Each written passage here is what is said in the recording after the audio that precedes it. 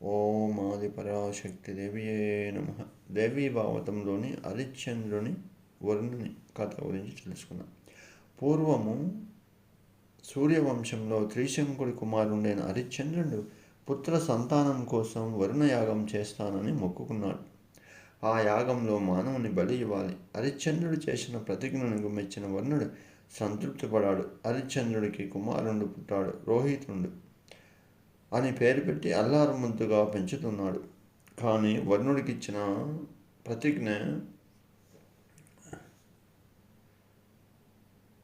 ప్రతిజ్ఞను దాటవేసుకుంటున్నాడు. వర్ణుడు మాయా బ్రాహ్మణ రూపంలో వచ్చి హరిశ్చంద్రుని చేత సత్కారాలు పొంది తానెవరో చెప్పి నీ కుమారుని బలిపశువుగా చేసి వర్ణయాగం చేస్తానన్నావు కదా, మాట తప్పక మహారాజా అని హెచ్చరించాడు వర్ణుడు.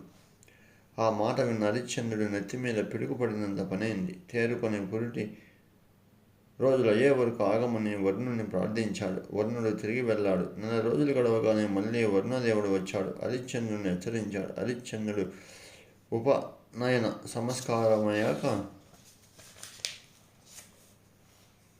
బలి ఇస్తానని మాట ఇచ్చాడు. వర్ణుడు మళ్ళీ వచ్చాడు. యజ్ఞం ఎప్పుడు పూర్తి చేస్తామని హరిశ్చంద్రుడిని ప్రశ్నించాడు. సమవర్త అయినాక తప్పక నీ యజ్ఞం చేస్తాను అన్నాడు హరిశ్చంద్రుడు. ఇంతలో రోహితుడు తన తండ్రి వరుణ యజ్ఞంలో బలి ఇస్తాడని తెలుసుకుని భయపడి ఇంట్లో నుంచి పారిపోయాడు. హరిశ్చంద్రుడు యజ్ఞం చేస్తానని చెప్పిన సమయానికి వరుణుడు వచ్చి యజ్ఞం ప్రారంభించలేదేమని అరుస్తూ ఉన్నాడు. ఇంకెక్కడ యజ్ఞం, నా కుమారుడు ఇల్లే వదిలిపెట్టి పారిపోయాడు అని దుఃఖిస్తూ చెప్పాడు వరుణుడికి. హరిశ్చంద్రుడు పుత్ర వ్యామోహంతో తనను మోసం చేస్తున్నాడని భావించి హరిశ్చంద్రుడిని జలోదర వ్యాధితో బాధపడమని చెప్పించి వెళ్ళిపోయాడు. వర్ణుడు చెప్పించిన క్షణం నుండే హరిశ్చంద్రుడు వ్యాధి పీడితుడయ్యాడు. మందులకు లొంగిన వ్యాధితో హరిశ్చంద్రుడు బాధపడుతూ ఉన్నాడు. వ్యాధి క్రమంగా ముదిరిపోతున్నది. బాటసారుల ద్వారా తండ్రి వేద పీడితుడయ్యాడని పుత్రుడు తండ్రి కోసం శరీరాన్ని త్యాగం చేయాలని విని ఇంటికి వెళ్ళాలని నిశ్చయించుకుని బయలుదేరుతూ ఉండగా బ్రాహ్మణ వేషంలో ఇంద్రుడు వచ్చి నువ్వు ఇంటికి వెళితే నీ తండ్రి నిన్ను యజ్ఞంలో బలి ఇస్తాడు, చావాలనుకుంటే ఇంటికి వెళ్ళు అని చెప్తాడు. రోహితుడికి ఈ విధంగా రోహితుడు ఇంటికి బయలుదేరడం, ఇంద్రుడు మార్గరూపంలో అడ్డుపడడం జరుగుతూ ఉండడం ఇదంతా మాయా విశేషం. వ్యాధి బాధ భరించలేని హరిశ్చంద్రుడు మరేదైనా ఉపాయంతో తన వ్యాధి తగ్గించమని వశిష్ఠుని ప్రార్థించాడు. అప్పుడు వశిష్ఠుడు అధికమైన ధనాన్ని ఇచ్చి ఒక బ్రాహ్మణ బాలుని కొని అతడిని బలి ఇచ్చి యజ్ఞం పూర్తి చేస్తే వ్యాధి తగ్గుతుందని చెప్పాడు. వెంటనే హరిశ్చంద్రుడు మంత్రులను బ్రాహ్మణ బాలుని కొని తీసుకురమ్మని ఆజ్ఞాపించాడు. మంత్రులు అజిగర్తుండనే పేద బ్రాహ్మణుడి 2వ కుమారుడైన శునకేశపుణ్ణి తీసుకువచ్చారు. హరిశ్చంద్రుడు ఆనందించి యజ్ఞం ప్రారంభించమని పురామాయించాడు. ఋత్వికులు యజ్ఞంలో యూపస్తంభానికి శునశేషుణ్ణి కట్టి యజ్ఞం ప్రారంభం చేస్తున్నారు. ఇంతలో విశ్వామిత్రుడు వచ్చి యజ్ఞంను ఆపించాడు. హరిశ్చంద్ర, మీ వంశంలో వారు పరుల కోసం ప్రాణాలు ఇచ్చేవాళ్ళు. నువ్వేమో ఆ వంశంలో పుట్టిన నీ కోసం ఒక పిల్లవాడిని బలి ఇస్తానంటున్నావు.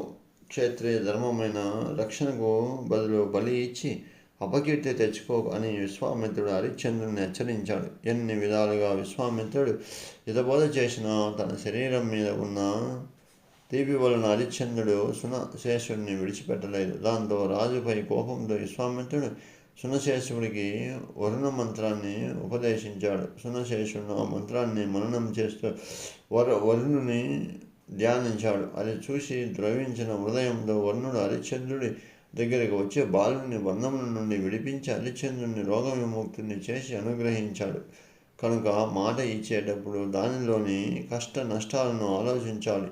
అందుకే నోరు జారితే తీసుకోలేము అని పెద్దలు చెప్తూ ఉంటారు. ఇక్ష్వాకు వంశంలో పుట్టిన నిమి చక్రవర్తి సత్యవాది, పరమ ధార్మికుడు. అతడికి పెద్ద యజ్ఞము 5000 సంవత్సరాల పాటు చేయాలనే కోరిక కలిగింది. పెద్దల అనుమతి తీసుకొని కులగురువైన వశిష్ఠుని పిలిచి సత్కరించి తన కోరికను చెప్పి జగదంబ ప్రీతి కోసం చేపట్టిన ఈ యజ్ఞాన్ని నిర్వహించమని ప్రార్థించాడు.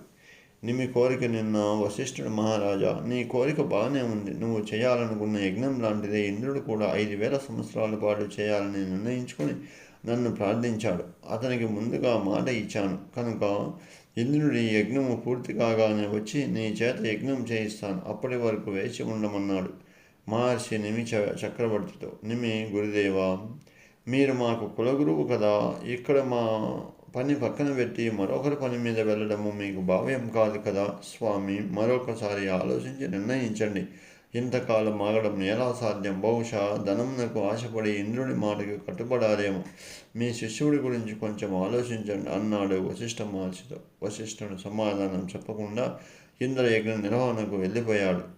కులగురువే తిరస్కరించి వెళ్ళిపోయాడని నిమ్మి బాధపడి గౌతమ మహర్షిని ప్రార్థించి ఆయన ఆధ్వర్యంలో హిమాలయం దగ్గర ఉన్న సముద్ర తీరంలో యజ్ఞం ప్రారంభించి సాగిస్తూ ఉన్నాడు. 5,000 సంవత్సరాల వరకు దీక్ష తీసుకున్నాడు.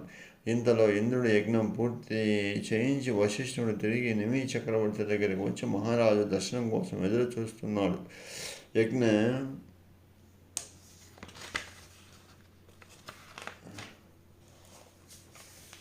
యజ్ఞ నిర్వహణలో అలసి నిద్రిస్తున్న రాజును లేపడానికి సేవకులు ధైర్యం చేయలేదు. అది చూసిన వశిష్ఠుడు నిమిపై కోపం వచ్చింది.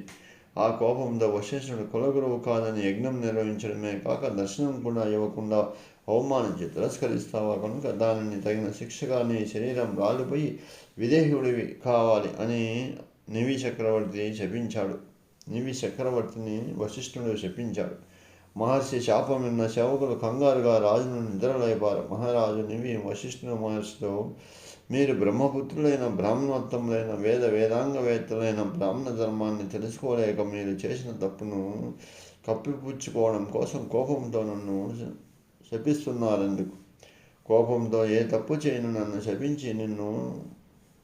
శపించడంలో నాకు ఏ దోషము అంటదు అని కోపంతో కూడిన నీ శరీరం రాలి నువ్వు కూడా అశరీరుడవు అవుగాక అని మహర్షినికి చక్రవర్తి కూడా ప్రతిశాపం ఇచ్చాడు. యజ్ఞం పూర్తి కాలేదు. మహారాజు శరీరం ఏమైపోతుందో అని దుఃఖిస్తున్నారు అందరూ. వశిష్ఠుడి శాపం అనుభవించాల్సిందే కానీ యజ్ఞం పూర్తి చేసే వరకు అతడి శరీరాన్ని కాపాడాలని నిశ్చయించుకున్నారు. ఋత్వికులు మహారాజా శరీరంలో వస్తున్న మార్పులను గమనించిన ఋత్వికులు వేద మంత్రాలతో గంధమాల్యాది లేపనాలను పూస్తూ ఒకవైపు అతడి శరీరాన్ని రక్షిస్తూ మరొక వైపు యజ్ఞం త్వరగా పూర్తి చేయించారు. యజ్ఞం పూర్తి అవగానే చక్రవర్తి చేత అవబృంద స్నానం చేయించి అనేక విధాలుగా అతడిని స్తుతించారు. చక్రవర్తి యజ్ఞానికి ప్రసన్నురాలైన దేవతలు ప్రత్యక్షమయ్యారు. మహారాజు చేయించిన సత్కారాలు స్వీకరించారు. మహారాజుని వరం కోరుకోమన్నారు. దేవతలు, ఈ శరీరం శాపకారణంగా పడిపోయిన ఉత్తమ జన్మాన్ని లభిస్తుంది. నీకు ఏ రూపం కావాలంటే ఆ రూపం ఇస్తాము, కోరుకోమన్నారు దేవతలు నివి చక్రవర్తిని. అప్పటికే నివి చక్రవర్తి శరీరం పడిపోయి ఆత్మ మాత్రమే మిగిలి ఉంది. ఆ ఆత్మే దేవతలతో ఏ శరీరమైనా ఎప్పటికైనా నశించేదే కనుక ఏ శరీరం మీద కోరిక లేదు కనుక నాకు ఏ రూపము వద్దు అని సకల ప్రాణకోటి చూపుల్లోనూ ఉంటూ వాయు రూపంలో వారి కన్నుల్లో సంచరిస్తూ ఉండే వరం ఇవ్వమని అడిగారు. దేవతలు నివి చక్రవర్తితో, నువ్వు అడిగిన వరము ఇచ్ఛాశక్తి మాకు లేదు.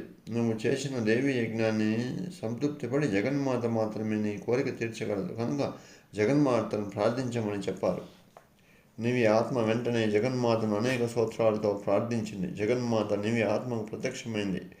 అప్పుడు ఆత్మ జగన్మాతని మోక్షప్రద యుక్తమైన జ్ఞానాన్ని ఇమ్మని, సమస్త ప్రాణకోటి కన్నుల్లో కలకాలము నివసించే వరం ఇవ్వమని అడిగింది.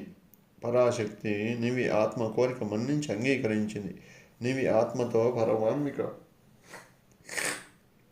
ఇప్పటి నుండి నువ్వు మానవుల, పక్షుల, జంతువుల నిమిషం రెప్పపాటు పొందుతారు అని చెప్పి అంతర్ధమైంది. అప్పటి నుండే మానవులు, పశు పక్షాలకు రెప్పపాటు వచ్చింది. నిమికి కుమారుడు పుట్టాలని మహర్షులంతా సంకల్పించారు. నిమి శరీరాన్ని దగ్గరగా చేర్చిపెట్టి మంత్రంతో హరిణీమందనం చేశారు. అప్పుడు అతడి శరీరంలో నుంచి ఒక పుత్రుడు ఆవిర్భవించాడు. మదనం చేస్తూ ఉండగా పుట్టినందువలన మిది అని జనకుడి శరీరం నుండి పుట్టాడు కనుక జనకుడు అని దేహమే లేని నిమికి ఈ విధంగా పుట్టాడు కనుక విదేహీయుడు అని కుమారునికి మహర్షులు పేర్లు పెట్టారు. ఇతని వంశంలో ఇకపై జన్మించే వారంతా విదేహీయులు అని పిలువబడతారని అన్నారు మహర్షులంతా. ఇది నిమి చరిత్ర అని వ్యాసుడు జన్మేంద్రుడికి చెప్పారు.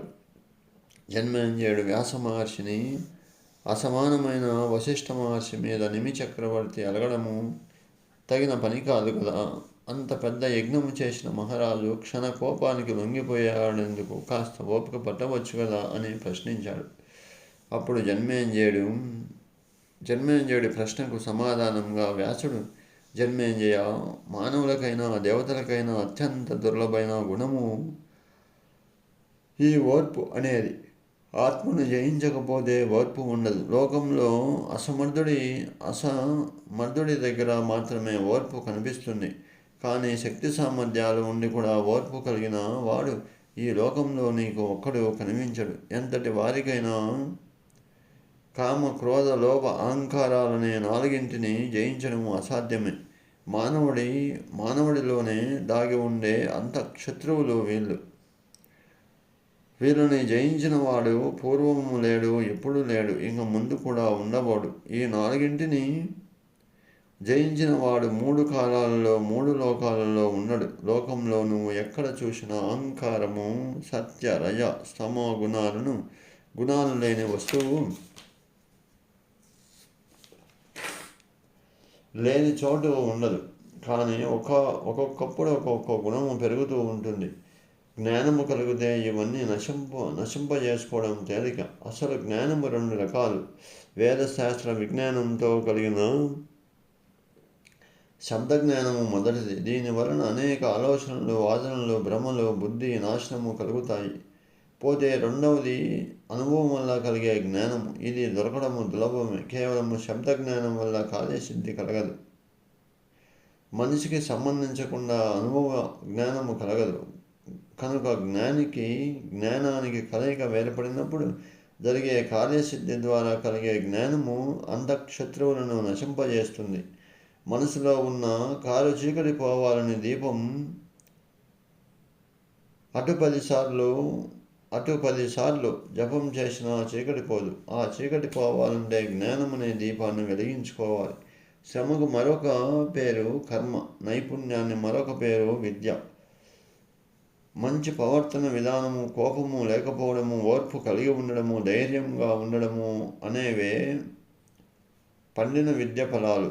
ఇటువంటి విద్యతోనే, తపస్సుతోనో, యోగాభ్యాసంతోనో మాత్రమే పైన చెప్పిన అంతఃశత్రువులను జయించగలం. సహజంగానే సంచలనమైన మనసును నిగ్రహించి తన అదుపులో పెట్టుకోవడం మానవుని మాత్రుడికి సాధ్యమయ్యే పని కాదు. కనుకనే మనసుని భక్తి అనే తాడుతో అమ్మవారి పాదాల వింద దగ్గర కట్టిపడవేస్తే తప్ప అది మన వశం కాదు. నిరంతరము మనమే దాన్ని వల్లోకి లాక్కుపోతూ ఉంటుంది అని చెప్పాడు మహర్షి జన్మేంద్రుడితో.